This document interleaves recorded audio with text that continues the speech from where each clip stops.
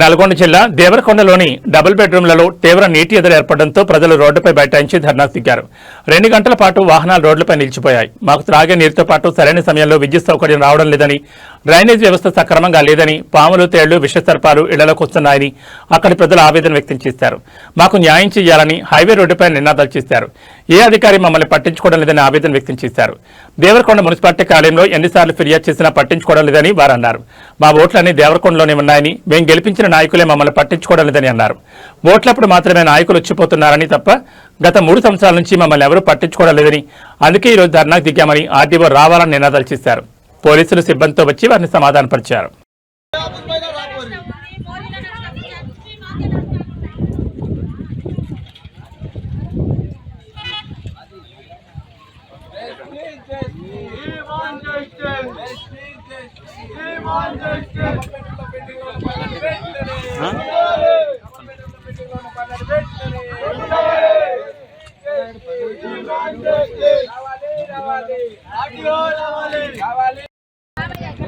ఇప్పుడు చూస్తారు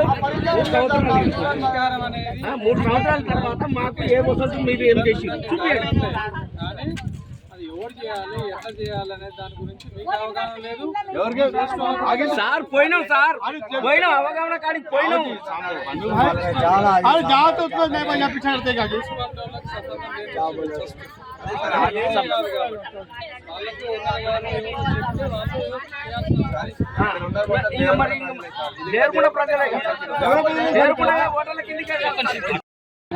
ఉంటాం మేము కానీ నేషనల్ హైవే ఇది.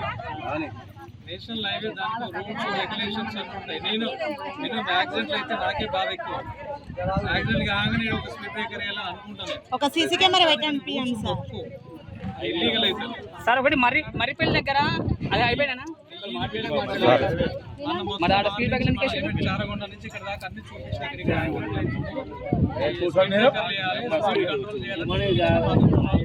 ప్రపోజల్స్ అన్ని రాసి పంపించాను. డివైడర్ కట్టాలి, స్పీడ్ బ్రేకర్ లేదా అన్ని జరుగుతూనే ఉన్నాయి. కాకపోతే నేషనల్ హైవే కాబట్టి నేను నిర్ణయం తీసుకుంటాను, స్టేట్ లెవెల్లో నిర్ణయం తీసుకుంటే జరిగేది కాదు. అది నేషనల్ లెవెల్లో తీసుకోవాలి. అర్థమవుతుందా? అన్ని ప్రపోజల్స్ పోతాయి. మీకంటే ఎక్కువ మాకే పని ఎక్కువ, మాకే బాధ ఎక్కువ. మీకు ఈ యాక్సిడెంట్ కళ్ళ ముందు ఒక్కటి చూసింది కాబట్టి అనిపిస్తుంది. రోజు అక్కడ నల్గొండ జిల్లా దేవరకొండలో ఉన్నటువంటి ఈ యొక్క డబుల్ బెడ్రూమ్ ఈ యొక్క ఇళ్లలో ఇక్కడ ఉన్నటువంటి సమస్యలపైన ఇక్కడికి రాజకీయ నాయకులు ఓట్ల కోసం వస్తున్నారు కానీ ఈ యొక్క ప్రజలకు ఉన్నటువంటి సమస్యలపైన తెలుసుకోవడం లేదు. ఇంకోటి ఇక్కడ చూసుకున్నట్టయితే ఇక్కడ సరైన వసతులు లేక ఎంతో ఇబ్బందులు పడుతూ ఇక్కడ ఉన్న ప్రజలు మొత్తం వాళ్ళ పొట్టగుడి కోసం ఏదో ఒక పని చేసుకొని సహజీవనం చేయాల్సిన పరిస్థితిలో ఇక్కడ వాళ్ళుండి ఇక్కడ నివసిస్తున్నారు.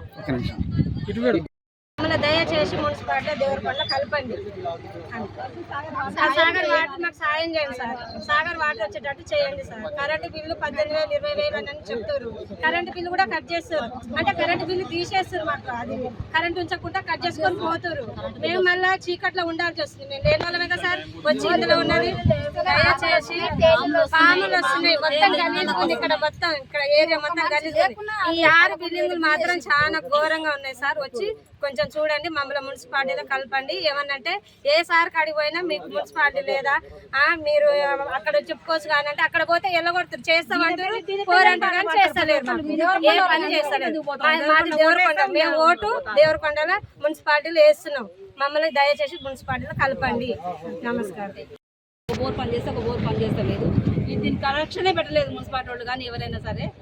మరి ఏం పెట్టుకొని తాగాలి? కిటికీలు లేని ఇళ్ళకి, దర్వాజా తలుపులు లేని ఇళ్ళకి ఎట్లా వస్తారు? ఎట్లా సంసారాలు చేయాలి? ఇక్కడ మోరీలు లేవు, పాములు తేళ్ళు దోమలు తోడి మలేరియా జ్వరాలు. సంపు మెయిన్ ఇప్పుడు 2 నెలల నుంచి తిరుగుతున్నాము. 2 సంవత్సరాల నుంచి సంపు కడిగి ఒక్కొక్కరికి ఇట్లా బెందులు వచ్చి దురదలు వచ్చి రక్తాలు కారుతున్నాయి, మలేరియా జ్వరాలు వస్తున్నాయి. ఎవరు పట్టించుకోవట్లేరు మాకు ఇక్కడ.